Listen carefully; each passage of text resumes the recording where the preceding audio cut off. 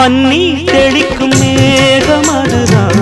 பருவ பெண்ணின் கூந்தலோ